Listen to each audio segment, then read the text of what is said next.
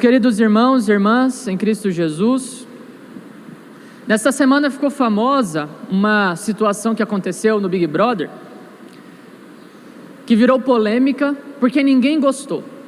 O Fiuk, o filho do Fábio Júnior, apareceu fazendo cena para as câmeras, como se não estivesse sendo filmado, pedindo desculpas por ser homem, por ser hétero, por ser branco, por ser famoso, por ter nascido com privilégios.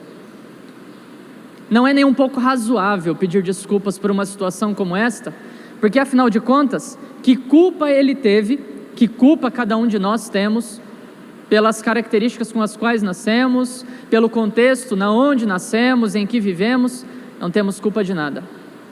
Isso não passou de pura demagogia, pura cena para que o mundo visse, para que o Brasil visse, nossa, como o filho do Fábio Júnior, ele se importa com as mulheres, e como ele está consciente a respeito daquilo que o homem representa no mundo de hoje, com a sua masculinidade tóxica, o seu autoritarismo, que só oprime, esmaga e maltrata. É hora de valorizar as mulheres. Ele não disse tudo isso, mas ele falou o que eu falei antes, fez pose de choro, chorou um pouquinho, e estava tudo bem. O problema é que ele não contava com a reação do povo brasileiro, porque não só as pessoas que são contrárias a esse tipo de ideia apresentada pelo Fiuk no programa, mas também aquelas pessoas que são a favor dessas ideias, perceberam a cena que ele estava fazendo, e como o negócio ficou muito fajuto, artístico, não significou nada, talvez até ficou ruim para o movimento feminista pegar um negócio desse e começar a sair advogando de fato pela causa das mulheres com base nisso. O BBB para nós é bastante relevante, eu sei, mas não é irrelevante para a cultura nacional. As ideias que ali são forjadas, as ideias que ali são manifestas, são de alguma forma ideias que, se não estão no bojo da nossa cultura, da cultura popular, tem a intenção, as pessoas que estão ali, eles têm a intenção de manipular essas ideias para que sejam inseridas na nossa cultura, no nosso jeito de pensar. E essa história de masculinidade tóxica, de homens autoritários que oprimem e só sabem oprimir, isso já passou da hora de ser comentado e trazido a público como algo extremamente danoso, não só para os homens, mas também para as mulheres, para toda a humanidade. Por quê? Na primeira leitura de hoje, o profeta Moisés recebe do Senhor uma profecia que diz o seguinte: farei surgir para eles, do meio de seus irmãos, para o povo de Israel, um profeta semelhante a ti. Porei em sua boca as minhas palavras, e ele lhes comunicará tudo o que eu lhe mandar.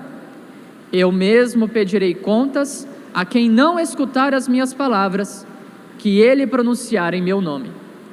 O que o Senhor Deus está dizendo para Moisés, e nesta profecia, em que ele profetiza que virá um homem com o mesmo espírito de Moisés para liderar o povo.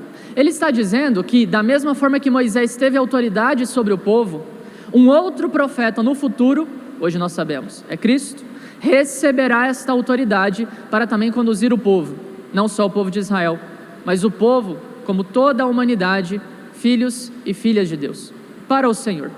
Imaginem só, gente, se Moisés não tivesse autoridade, se Moisés não tivesse utilizado toda a sua virilidade, toda a sua masculinidade para enfrentar o faraó, e às vezes até Deus quando era necessário, porque o hominho de cabeça dura, se ele não tivesse tido essa força interna própria do homem, ele não teria dado conta de tirar o povo do Egito.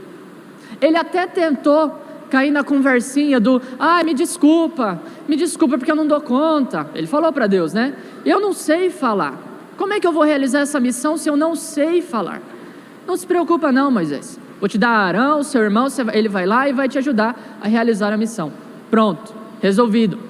E se Moisés não tivesse sido pulso firme com o povo durante os 40 anos que passaram no deserto, o povo também não tinha conseguido chegar até a terra prometida. Me desculpa por ser homem, me desculpa por ter nascido assim, me desculpa por ter sido escolhido por Deus. Bobagem, pura bobagem. Louvado seja Deus porque eu nasci homem, louvado seja Deus porque eu nasci mulher, no contexto em que eu nasci, na família em que eu nasci, na língua, na cultura, na situação em que eu nasci. É aqui que Deus vai agir. É aqui que a força e a autoridade da graça de Deus vai agir para me tornar uma pessoa melhor e mais, para me ajudar a fazer as outras pessoas também melhorarem. Porque sem autoridade não há educação. E se não há educação, não há virtude. E sem virtude, não há santidade. Nós estamos na roça. Perceberam que como, atacando a autoridade, a nossa cultura de alguma forma está atacando diretamente a doutrina da Igreja Católica e, em última análise, o próprio Cristo? No Evangelho nós vemos a força da autoridade de Jesus quando ele começa a ensinar na sinagoga de Cafarnaum. Cafarnaum era uma cidade pequenininha, ali na região da Galileia, uma das principais cidades onde Jesus desenvolveu o seu trabalho de evangelização, né, pregando a palavra de Deus, quando começou a sua vida pública. E logo no princípio, ele foi chamado para partilhar um pouquinho da palavra, e as pessoas perceberam que ele falava diferente. Os mestres da lei faziam a sua interpretação, tentavam mostrar que havia um jeitinho bonito de interpretar a lei desse jeito, mostrar que havia um outro jeitinho bonito de interpretar a lei desse jeito, e ok, era comum que todo sábado as pessoas fossem lá ouvir a palavra. Mas São Marcos quer que nós prestemos atenção num fato que aconteceu logo após Jesus falar, durante a sua fala e logo após. Todos ficavam admirados com o seu ensinamento, pois ensinava como quem tem autoridade, não como os mestres da lei. Ou seja, os mestres da lei poderiam ter até o poder de interpretar a palavra, mas não tinham autoridade. E isso significava que ninguém dava moral para eles.